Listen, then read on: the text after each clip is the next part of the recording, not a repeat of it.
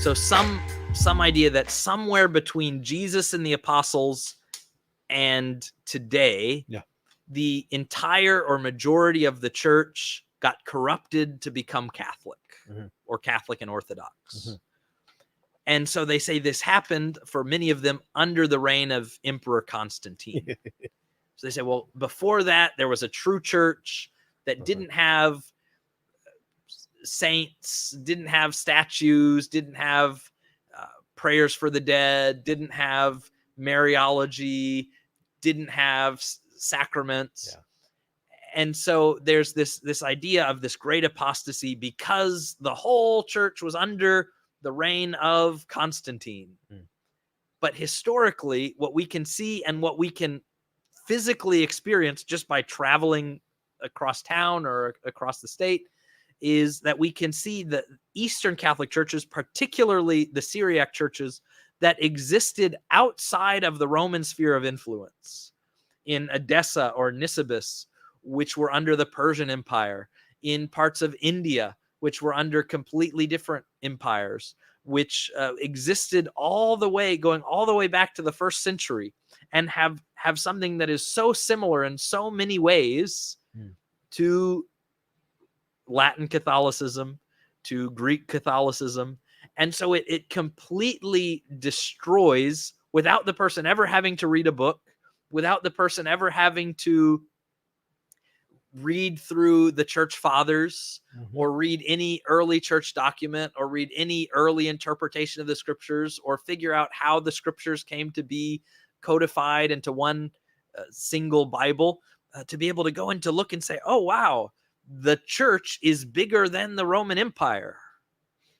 The church is bigger than the Roman Empire, and Christianity existed outside of the Roman Empire as a testament. Just like the 4 Gospels, we have these various churches which make up the Catholic Church, which testify to how Christ and the apostles prayed and what Christ and the apostles taught and how the early church lived.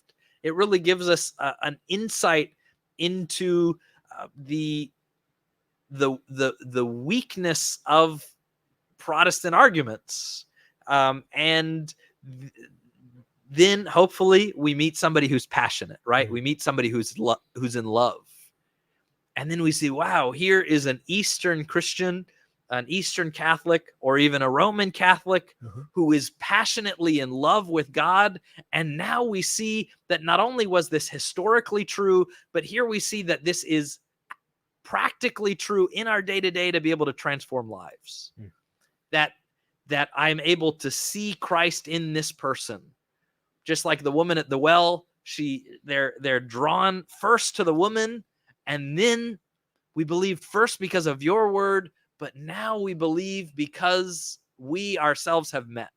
So this idea of coming, meeting first a person who's in love with God, who's passionate, who's virtuous, who's joyful, who's peaceful, meeting families who are living holy, happy lives, and then coming and meeting Christ and saying, oh, this is why they're happy. Now it makes sense. Hey everybody, I hope you enjoyed this highlight clip. If you want to see the full interview, go to the description of this video and you'll see a link to the full thing. And by the way, hit the like button and the subscribe button. And if you want to support me at Reason and Theology, go to patreon.com/Reason and Theology. Thank you and God bless.